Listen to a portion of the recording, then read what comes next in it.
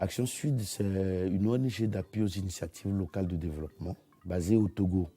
Et nous travaillons depuis 2013 sur la question des droits de l'homme, notamment la réduction de la pauvreté par l'approche des droits. La pauvreté existe partout, oui ou non.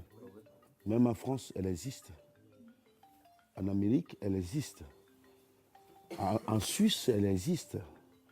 Seulement, elle n'a pas le même visage partout. Ça veut dire que ce de quoi je veux vous parler, ce n'est pas spécifique à l'Afrique.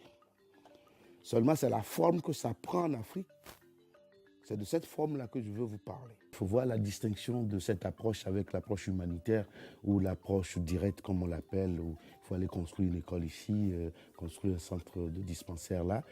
L'approche par les droits, c'est l'approche de renforcement de capacité par excellence. L'état dans lequel nous nous trouvons s'est désengagé. Quand je dis État, c'est le président de la République, c'est les ministres, c'est le programme, c'est le Parlement, c'est tout le reste, et qui ne font pas leur travail, et qu'il faut les amener à faire leur travail. Ça va être long, ça va être compliqué, il y aura des morts, comme il y en a d'ailleurs, mais c'est aussi ça la voie. Des services sociaux de base ne sont pas accordés à certains citoyens. Et certains citoyens, ils sont autour de 70 voire 80% de la population. Sur des choses comme ça, Action Sud s'est levé et les combat. Maintenant, vous allez me demander comment ils combattent tout ça. C'est à travers l'information. Vous comprenez que quand vous n'avez pas l'information, vous êtes mort. On ne peut pas, nous seuls, aller dans chaque village et à chaque fois parler des droits de l'homme. Il va falloir qu'à un moment ou à un autre émerge une dynamique endogène, une dynamique qui est créée dans ces 4 villages par des femmes à travers ce qu'on a appelé des cercles de réflexion et d'action des femmes, qui a pour nom Asiwa.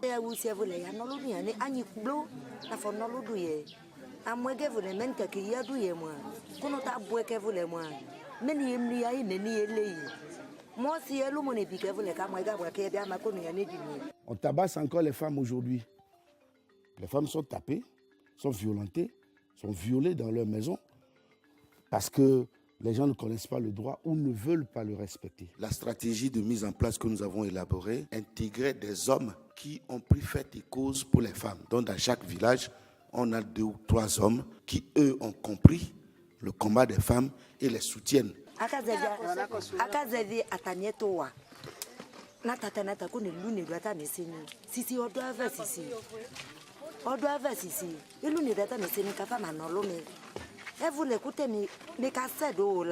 Si demain vous étiez ministre, vous devenez ministre de l'enseignement technique, c'est-à-dire de faire en sorte que faciliter par exemple l'acquisition de compétences et de techniques. Pourquoi pas former des enfants dans des écoles spécialisées là-bas, par exemple au Togo.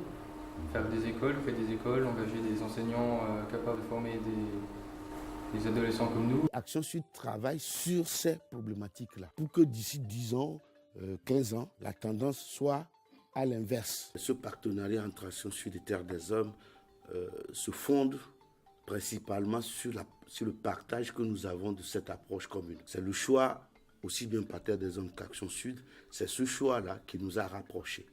Et ça se concrétise à travers des partages d'informations, d'expériences, mais aussi de soutien. Action Sud, avec son expertise sur le terrain, n'a pas les moyens. Terre des Hommes, avec les petits moyens qu'il a, ne peut pas aller sur le terrain. Alors, à la croisée, l'expérience rencontre les moyens vont à la rencontre de l'expérience. C'est grosso modo la base de notre collaboration. Après, nous, Terre des Hommes France, nous être essayés au rapport direct, à l'aide directe, à l'aide à moyen terme par le développement. On s'est dit que les droits de l'homme peuvent être un outil de développement durable. Un grand merci à Terre des Hommes pour avoir été avec nous jusqu'à présent.